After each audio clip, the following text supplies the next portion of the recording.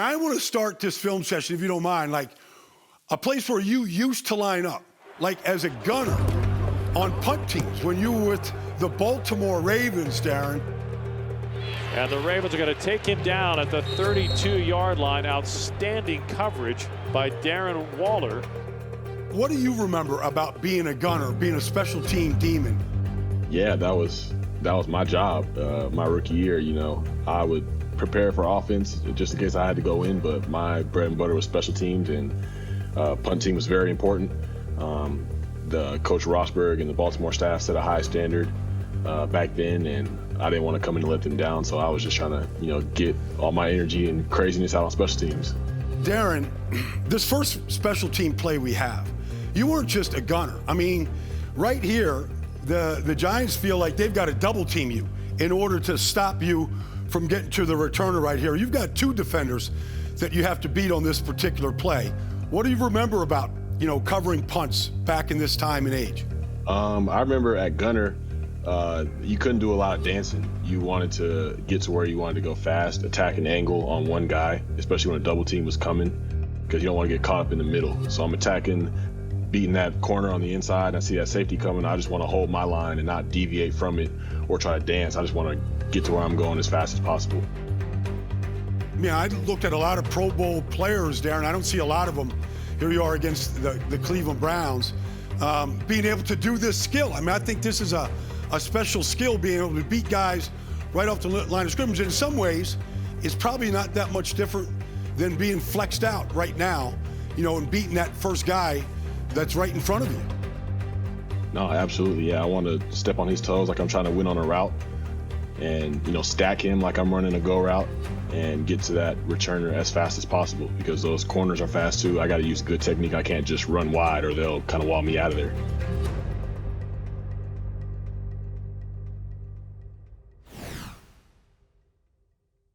Just tell us a little bit about just the delay and what you're trying to do from this cluster formation. A lot of things that Coach Gruden challenged us to do in these last couple of years is run choice routes. You know, I'm just reading off of here and seeing that there's no underneath defender inside or outside of me, so I'm just trying to give Derek a throw right there just to move the chains. But yeah, we ran that choice route and against all different coverage looks, so you got to be able to read that on the fly. And so when you say a choice route, what are all the choices that you have? I have a choice to sit like I'm doing right here. I have a choice to break in, and I have a choice to break out. So I'm just noticing on this play right here, Darren, that Derek's looking left. Like you're not the first, but is that just allow you to buy time to find that hole to sit down in right here? Yeah, that gives me an opportunity to, you know, find that hole, and because those teams know that we like to run that at this point. So if he knows that if he can look to the left a little bit, that may give that play a little more time, but he just got, you know, a little pressure in his face before he was able to make that happen. Darren, you mentioned that you were a defensive player in high school. So when I watch this chase that you have right here, I'm thinking, like, this looks like somebody that has chased down a bunch of receivers in their history. Like, it just looked natural. I mean, I know it's Ndamukong Suh, but you went 60 yards to go get him. Darren, was that like, did that take you backwards in time to your high school days? Yeah, it did. And part of me wanted to, you know, just kind of not sneak up on him too fast because he had that convoy of blockers. So I just wanted to, like, slip behind to the outside and be able to, maybe I could see if I could punch the ball out. But yeah, anytime I can get into an opportunity where I can go make a tackle, it does have me having a little bit of flashbacks. I had 122 tackles my junior year of high school. That's what I'm saying, you know, I'm trying to recruit you. You know, young man, you're looking pretty good out there. I think you can play linebacker for us. Sideline to sideline. Can I wear 58? Not yet. Yeah. You don't see a lot of guys your size run routes like this. You run this route like you're a slot receiver. Whenever it's a route like this, I tell myself I have to make him believe that this is a legitimate outbreak. And so my body language has to represent that. You know, my eyes have to represent that. I can't just kind of just, you know, lull my way into that route and then come back in, because a guy, that caliber athlete, is going to be all over it. So it just has to, it comes to the body language at the top of the route, having a little sense of urgency in it to make him seem like, oh, okay, oh, he's breaking out, I'm on that. But no, I'm coming back the other way. You mentioned trying to make every route look the same. you know, the little choice route that you had before, you see that little skip step here as well that's starting to look like it may be that choice route, even if it's a choice where you're breaking out and now you're coming back underneath. How many routes, when you say trying to make them all look the same, how many routes can you tie in, you know, with the same footwork or you know, something like this where you hop? Can you do that with most of your routes, or do you just have to kind of go, okay, these 3 routes, I make those look alike, and then these 3 routes, I got to make those look alike? Yeah, I would say like how you said, pairing them in 3s, because right there I can make it look like I'm running the choice out. I can make it look like I'm breaking in, or that I'm just sitting. And if I'm, you know, in a tight split, I can make the spray out, the glance, and a spray go look the same. If I'm out wide, I can make a go, a hitch, and a slant look the same. So it's just all about, you know, not giving away any keys and having those guys on their heels, as opposed to knowing, oh, okay, when he raises his shoulders up, I know he's doing this. So it's just not giving away those subtle hints. This touchdown catch right here, Darren, like there are such subtle little moves here that have to be done to win. But your stutter right here, like just that stutter and go, is that practice all week long? Is that talked about with your tight end coach and Gruden? Like where does all of the details on this route come from? Yeah, that's all one during the week. And this is supposed to be like a stick nod route. So I'm going up selling like a little stick and break forward, but I see that you know, BJ Goodson is an outside leverage, so I don't need to spend as much time selling the stick. I can kind of stutter with a little head flash and get moving. You know, he's giving me exactly what I want, so I just want to get there as fast as possible instead of, you know, allowing him to latch on to me. So that's just recognizing what my job is, but if my target or if my landmark, my defender moves, what's my adjustment off of that? And our coach does a great job of setting us up for success with those. And Darren, talk to me about big picture, because this is what I don't think people understand. When I design a play, you don't necessarily design it for who you're going to be. Sometimes you have to design it for who the most dangerous guy is. So if we go back to that play right there, I'm assuming you knew right off the bat, as you said, the linebacker steps outside of you. I'm gonna win to the inside. But what I love is the most dangerous guy isn't the guy you're beating. It's who? It's the guy coming from the backside. And so how much of that do you have to see on the course of a route to know how to help your quarterback or how to protect the football? There's a lot of things that you got to be aware of. You got to be aware of safety placement. You know, that guy beside you, our tight end coach calls it reading the triangle of people around you. So it's just always knowing where the most adjacent players are. So it's like I win inside, but I don't want to win too far inside because I'll just run right behind that guy and Derek won't have a throw. But if I keep it thin here, that's where the throw is going to be. So it's always looking at coverages throughout the week, and it's like, okay, like this is the coverage, but where's the hole at? Where can I win at? And it's always being conscious of those. And when you put that time into preparation, it starts to happen naturally after a while. When you get a press situation, because of your size and your physicality, do you always go in and go, man, I'm just going to out-physical these guys because I can? Or do you really have to look at all the different guys? It's more about mentality than it is about technique. Of course, technique matters. I need to move him. I need to get his hands off of me. But if I go up there with the right mentality, the right attitude that I'm going to win, I feel like that goes a long way before the route even comes into play. So it's just doing that and doing that time and time again to where, you know, these defenders, you know, think the same thing. Like if I'm going up here, you know, I don't really know about this. And it's like, you know, that battle's won before the snaps even happened. I go up there with that mentality, but also, you know, each one-on-one defender that I'm going up against, they have a different way of trying to disrupt me. Someone may try to jam me with the inside hand. Someone may try to jam me with the outside hand. And I need to know that going in, because if they're jamming with their outside hand and I'm swinging at the inside, you know, I'm looking like a dope out there. So I want to make sure that I'm prepared for their best technique and knowing at the same time, you know, hey, their best technique, they can throw anything they want. You know, I'm going to win. That's just how I approach the field. So I like to look at what the opponent is doing as well, though. You're doing an unbelievable job getting off the line. I understand the mentality that you're going to win on every route. But is there one route in your mind that you say to yourself, they could call this 30 times and I would never be stopped on this route? What is that Darren Waller route that you go, nobody can stop me on this? I would say the special seam, where it's basically like the over route with like everybody else running verticals. But yeah, any kind of crossing route, over route like that, I feel like that's me. I know with deep crosses, they teach us to get 10 yards over the ball and keep building to we run 18 to 22. So it's still keeping a steady climbing angle out of that route. So you're not flattening yourself off so that an underneath defender can get under it. So it's just keeping those techniques in mind and just running and knowing that hey, I'm gonna make this play and let me see if I can make something happen after the catch. This over route, I don't know, there's a whole lot of green when you're crossing this route right now. I saw that green grass and I'm just running to it and trying to give Derek my eyes so he can just put it on me.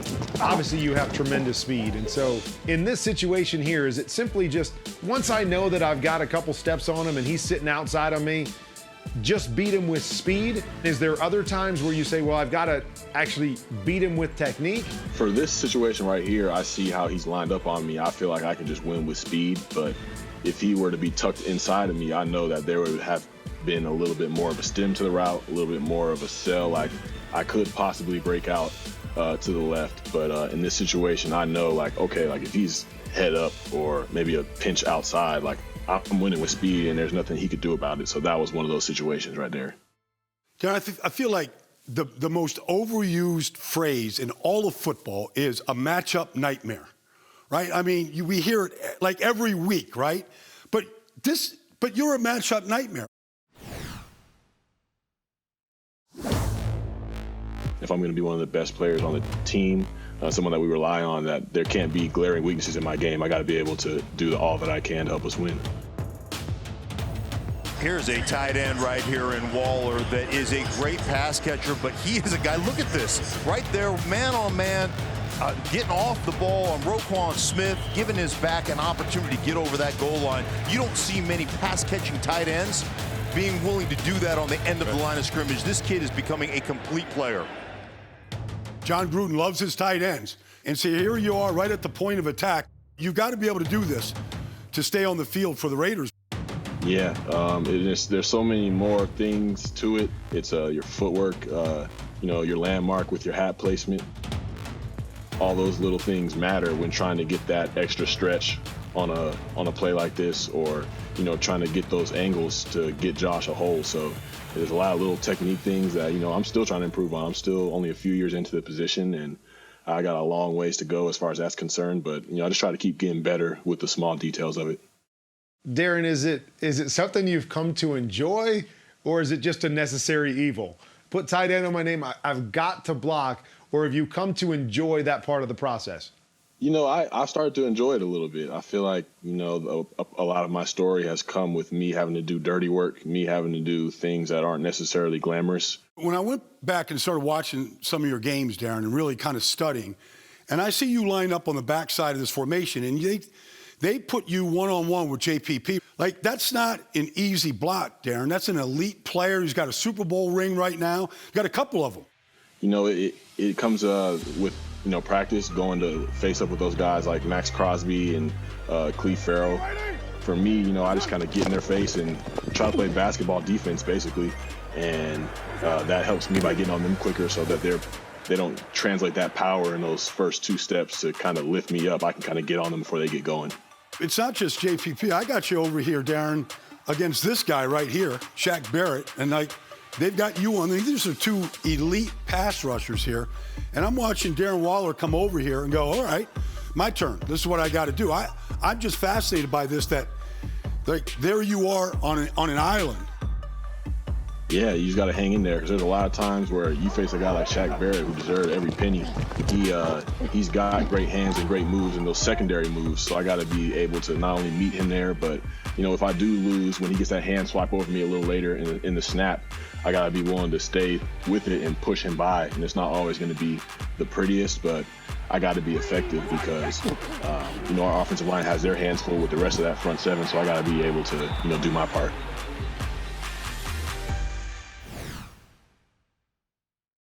I kind of feel like they have to find different ways to get you the ball, Darren. People go into these Raider games now, they're like, okay, if we take Waller out on third downs, red zone, whatever, like we got a chance. But if we can't, like you're going to destroy these teams.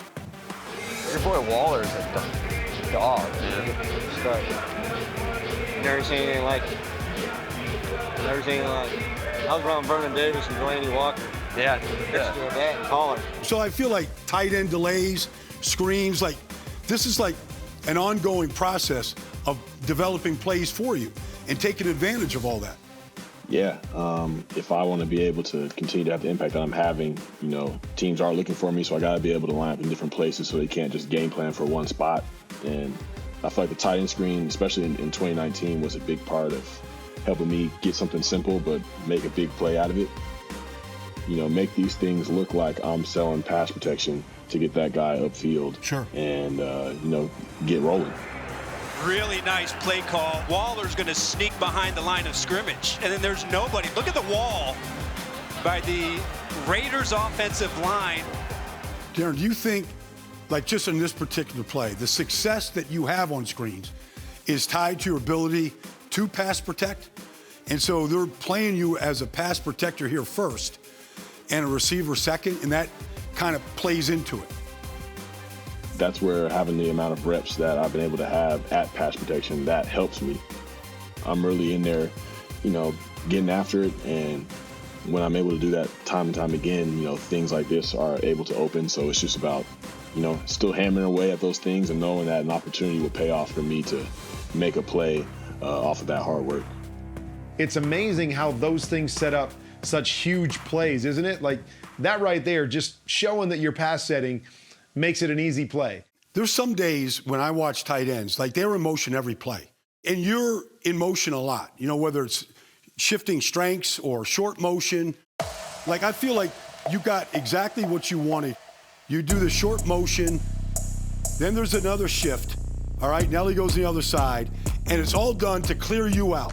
And it's exactly what happens. Like you get exactly what you want from all of that motion. Like, let's clear this thing out. Let's give Waller a one-on-one. I mean, you're LeBron James here. Let's just clear it out and give Waller a one-on-one shot. Yeah, that's what Gruden does great is shifting and finding the matchup and the coverage looks that he wants. This was exactly how we expected the Jets to come out and play, and it always is good when the look matches everything that you've been preparing for. And from then on, it's just going out there and doing what you do every other day of the week. So once that look took place and I saw who went in motion, I was like, okay, this is going to work. This is going to be a conversion and a big play. Like, let's keep it moving. When you get down here into the red zone, Darren, what changes for you as a route runner? Yeah, in the red zone, I feel like things happen faster. That defense isn't really going anywhere. They're not dropping out of there like usual. They're sitting there, and you got to be as precise as you possibly can. So, you know, especially like with this slant angle, I didn't want to, you know, come flat down the line of scrimmage, but I also didn't want to, you know, just kind of bleed into that route and allow Levante to undercut me because, you know, he knows what he's doing in coverage.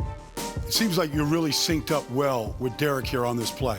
Just from his drop, allowing you to like really kind of just take a little bit of time to kind of set Levante up on this. Like it's all time together like this. Yeah, and during the week, I remember running this, I just want to run fast anywhere. And so I didn't really take the time. And I just kind of ran in there and it didn't give him as good a throw. He was like, hey, just like buy a little bit of time like you would setting up a fade and then break in.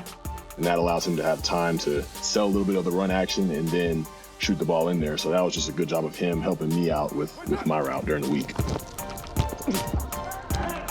I've noticed this. Like when you score, you don't really celebrate. Like I saw you celebrate one time in Baltimore, and it was a really bad dance, Darren. Like, oh my God, it's terrible. Like I thought it would be something that I would do. Like it looked bad, and I was just wondering, did you stop celebrating because why? Because of that? Kind of, and it was just like, you know, once I kind of got back into playing the game how I wanted to play it. When I was little, my dad always talks about how I didn't celebrate. I would just toss the ball to the ref, and it's just like, you know, that's just who I am. I don't have dance moves, clearly, as I put on tape in Baltimore. So I'm going to just be me and, you know, move on to the next play. But you don't even Welcome to film sessions, right? You come on film sessions, and Baldy calls you out as being a bad dancer right off the bat, man. Wow. Nah, the eye in the sky don't lie. You got to spike the ball. Good job, man. Nice job. I'm bad at spiking. I'm bad at everything. I can't dance. I ain't got none of that. Hey, Let me just run off. spin it. I can't even spin it. I can't do nothing, bro. You don't have to give anything away here, Darren, but like, do you have an expanded goal line package week to week, or is it a really narrow piece of plays? No, ours is narrow like you just described. It'll be, so we keep it simple and do what we do best. And like 3 passes on average, I'll say. Well, the thing that, like, there's some weekends you spend a lot of time down on the goal line. They're just, and I feel like sometimes teams just exhaust their plays when it's one of those kind of Sundays. Have you ever kind of experienced that? We're like, well, what are we going to do now? We've already showed everything. Yeah, I experienced that a couple times in Baltimore early on, but here, Coach Cable, he's a big guy on, we're going to run what we run, and they're not going to stop it. So we keep it simple and do what we do best. Just find a way to win, right? It's a one-play game now. Hey, what's up? I always think, the goal line package, Darren, is so critical. These games get decided by a yard. How important is it for you to sell Josh Jacobs getting this ball to make this play work for you? Yeah, it's very important because we had ran this play 3 times in a row leading up to this, and I kind of had a feeling it would be called, but it's like, even if it's not, I got to continue to, always come off the ball fast. And, if that chance does happen where this play gets called, that's what's going to get me open, is that defender thinking, okay, they're running the ball again, because that's just who we are. And once this play gets called, it depends on, what have I been doing those last 3 downs? Have I been selling it, or have I been kind of lacking off? But the fact that I've been, mixing up on that edge right there allows this play to happen. Touchdown! Oh, my dog! Yeah. That's 6.